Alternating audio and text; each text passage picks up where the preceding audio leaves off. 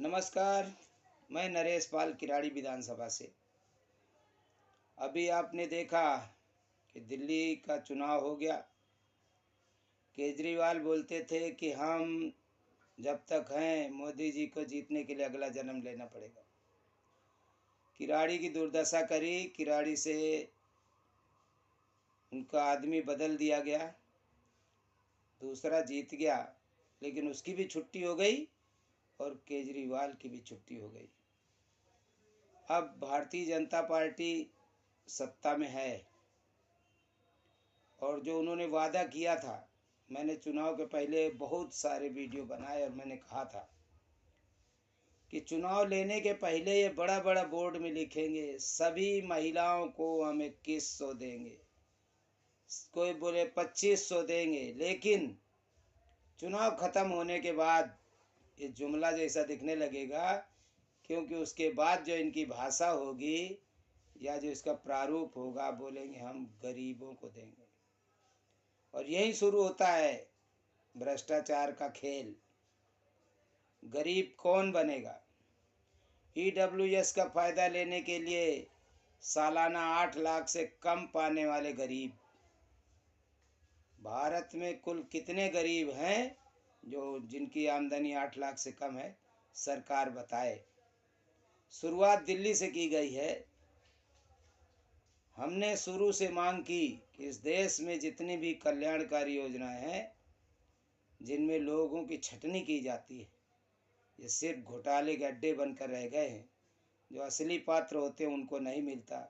जो दलाली देकर प्रमाण पत्र बनवाते हैं वो, और जो बड़े पैमाने पर घोटाला करते हैं वो इसका फ़ायदा लेते हैं। आज फिर दिल्ली में 2500 रुपये देने की बारी।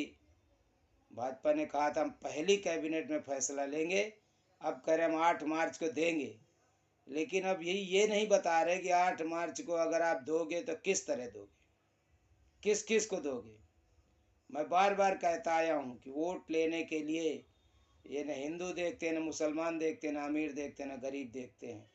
सबका वोट चाहिए, इसलिए वोटर लिस्ट में नाम सबका होता है। और जो लोग इस देश में वोट डाल रहे हैं वो वयस्क हैं, 18 साल से ऊपर हैं। इसलिए अगर भाजपा ईमानदारी के साथ वास्तव में सभी महिलाओं को वोटर पेंशन देना चाहती है, वोटर मैं इसलिए जोड़ देता हूं ताकि लोग अमीर गरीब के हिस्से करके घोटाले का जुगाड़ ना करें। अगर अमीरों से आपको उनको नहीं देना या वसूली करना है तो आप टैक्स का स्लैब बढ़ा दीजिए, लेकिन पूरे भारत में एक साथ वोटर लिस्ट देखिए और वोटर लिस्ट के अनुसार सभी का पहचान पत्र एटीएम कार्ड में बनाओ और सबके खाते में 2500 रुपये 8 मार्च को अगर मिल गए तो पूरे देश में नहीं दुनिया में होगा कि मोदी जी अपने बात पे कायम है। वरना झूठा फेंकू जो जो लोग बोलते हैं यही फिर कहेंगे। तो मैं प्रधानमंत्री जी से आग्रह करता हूं कि दिल्ली सरकार को निर्देशित करें कि 8 तारीख को सभी का खाता खुल जाए और चाहे पहचान पत्र को एटीएम कार्ड के जैसा बनाकर सबको दे।